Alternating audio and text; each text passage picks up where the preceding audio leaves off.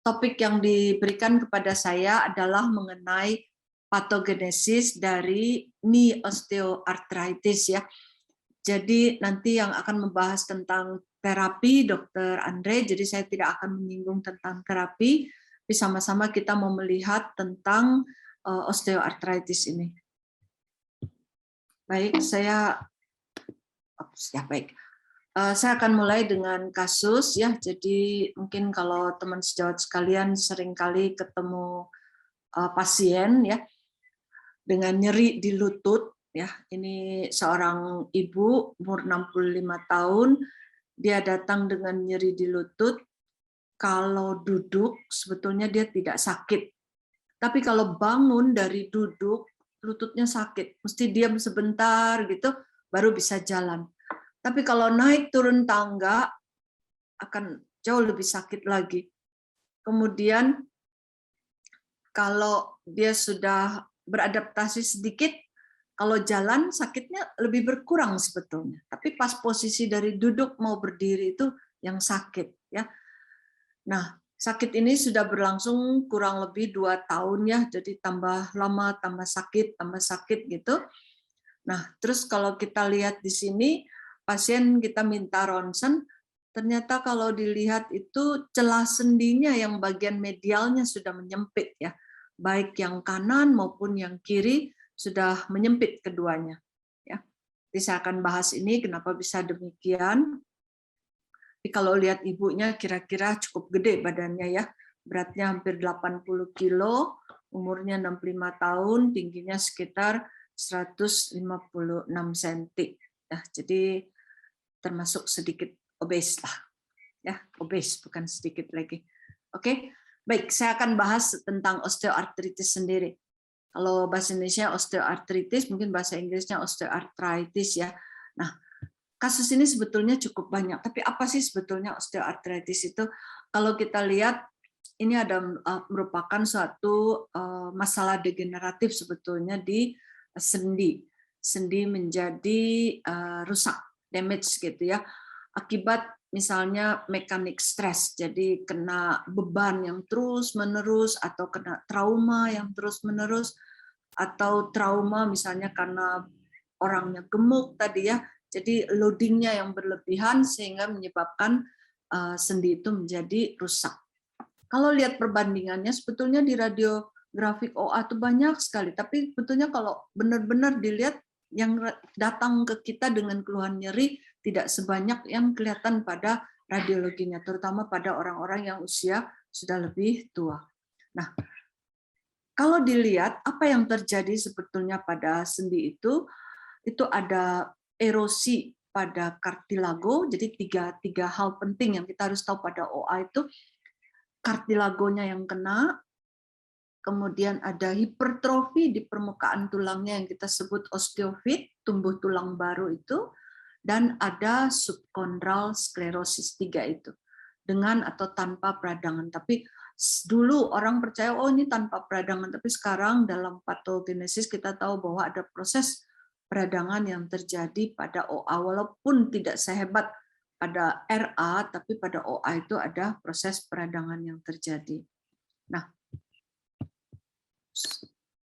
kalau epidemiologinya dilihat di sini, pada laki-laki dan perempuan ternyata lebih banyak pada perempuan. Dan kalau pada OA pada tangan, OA pada hip, maupun OA pada lutut, kita lihat ternyata OA pada lutut yang jauh lebih tinggi daripada OA pada tangan dan hip. Kenapa demikian? Karena beban lutut itu sangat berlebihan sepanjang kita hidup. Dipakai terutama misalnya contoh 80 kilo naik tangga. Pada saat kaki kanan naik tangga, seluruh beban berat badan diangkat oleh lutut kanannya gitu ya. Jadi bayangkan terus-menerus kena trauma yang seperti itu, otomatis lutut akan lebih beban daripada hip maupun tangan. Ya. Kalau dari epidemiologi ternyata 25% orang yang berusia di atas 55 itu sudah mengalami OA, mengalami nyeri lutut. Dan kalau di ronsen ternyata memang sudah ada mulai OA grade 1 atau OA grade 2 gitu ya. Dan kalau kita lihat lebih lanjut, ternyata kalau orang-orang di atas usia 80 tahun itu lebih dari lebih dari 75 tahun, maka 80% itu sudah kena OA gitu ya. Jadi semakin tinggi usianya akan semakin banyak dia punya kans untuk mengalami OA. Kenapa begitu? Karena salah satu faktor risikonya adalah aging ini. Dengan bertambahnya usia, otomatis kartilagonya bertambah aus. Dengan demikian akan terjadi erosi di sana. Apalagi faktor risiko lain yang penting kita perhatikan adalah overweight tadi ya. Terus kemudian injury atau wanita atau pekerjaan atau misalnya ini bolak-balik jongkok bangun misalnya karena hobinya nanam bunga, otomatis dia punya risiko untuk kena OA lutut ya. Kemudian kalau ada laxity, jadi sendinya tidak stabil, otomatis dia juga punya risiko untuk terkena OA pada lutut. Misalignment, nanti saya akan bahas ini, penting sekali faktor risiko yang seringkali kita tidak perhatikan, padahal bisa dicegah kalau terjadi sudah dari muda. Kemudian history, jadi ini karena ada pengaruh genetik.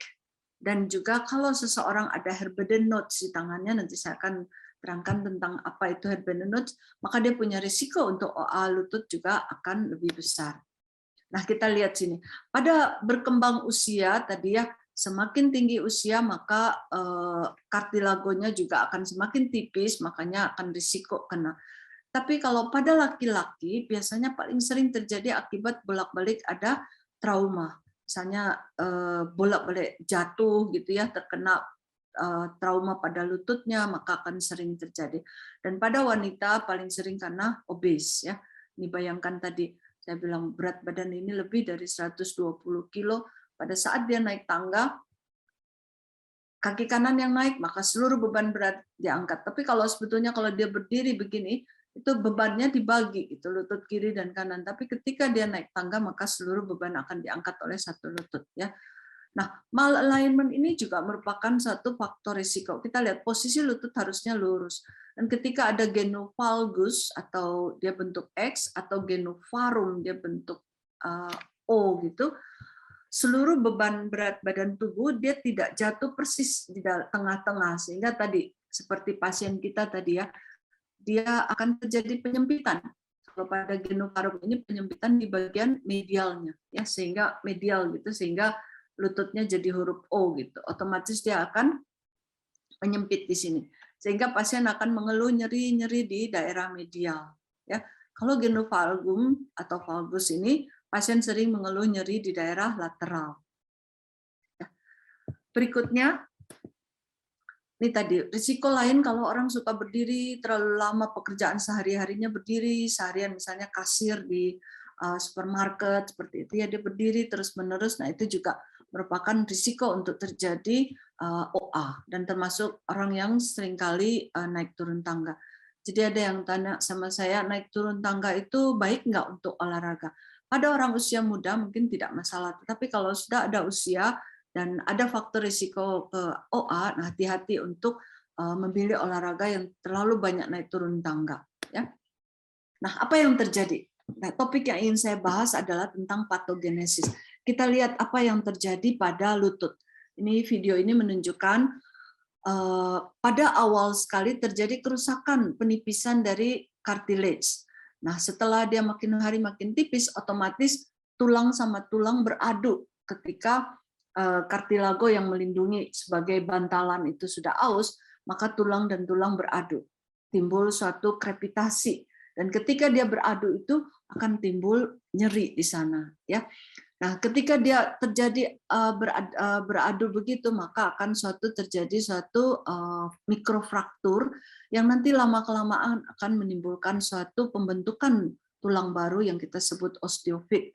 Nah, makanya pada ronsen sering tampak osteofit, maka itu satu tanda dari adanya osteoartritis ini. Baik, saya lanjutkan lagi. Nah, apa yang terjadi? Gambar ini mungkin cukup ramai, tapi bisa kita jelaskan ya.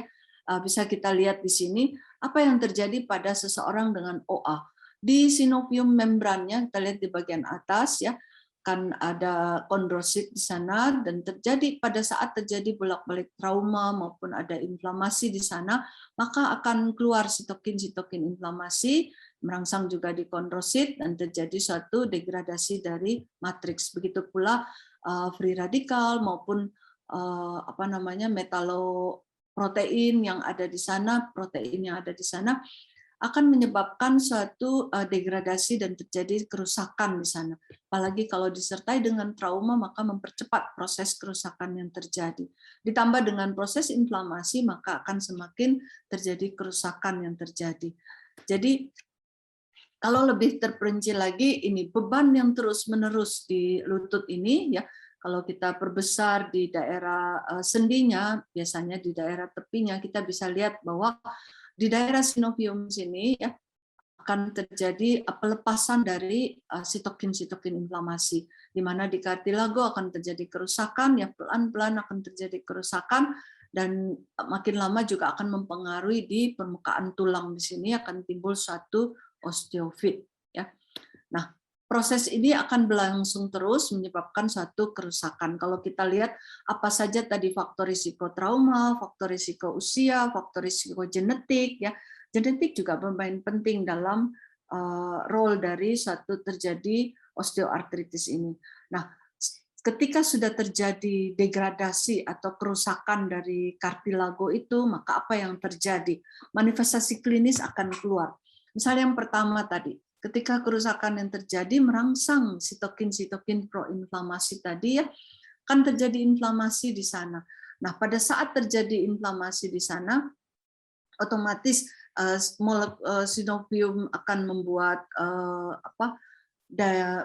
hyaluronic acid yang harusnya ada di sana bisa berfungsi dengan baik menjadi tidak begitu baik, sinoviumnya jadi berkurang viskositasnya, dan juga disregulasi dari proteolitik ini menyebabkan produk dari cairan sendi, ya kadang-kadang kita juga temukan pada orang OA ada terjadi inflamasi sehingga ada joint fluid yang banyak, itu bisa kita sedot untuk mengurangi rasa sakitnya. Apalagi yang terjadi pada orang OA, pernah dengar crepitus, ya kita minta dia gerakin kakinya, lututnya, terus kretek ya, itu akibat dari kartilago yang sudah tipis itu menyebabkan tulang dengan tulang beradu. Akibatnya akan timbul nyeri pada saat gerak tersebut, ya. Kemudian apa yang terjadi lagi di samping itu akan terjadi osteofit, tadi pembentukan osteofit, ya.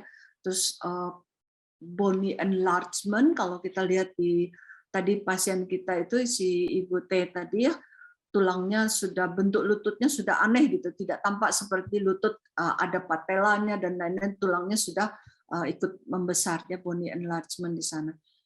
Selain itu apalagi yang terjadi? Kenapa bisa timbul nyeri gitu, ya?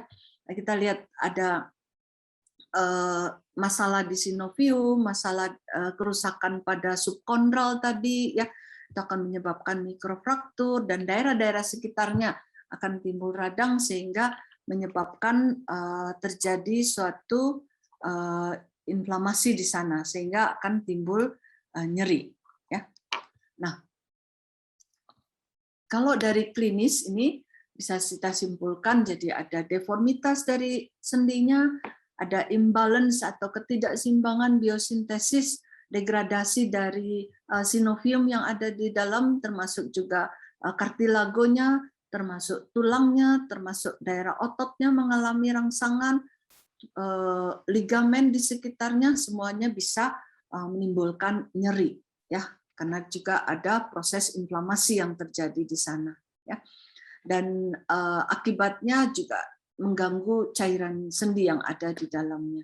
Nah, kalau dengan MRI kita secara kasat mata kita bisa lihat dalam MRI-nya terjadi penebalan dari sinovium di sini, terus kemudian timbul lesi di bone marrow-nya juga, dan juga ada pembentukan subkondral kista atau subkondral sklerosis tadi.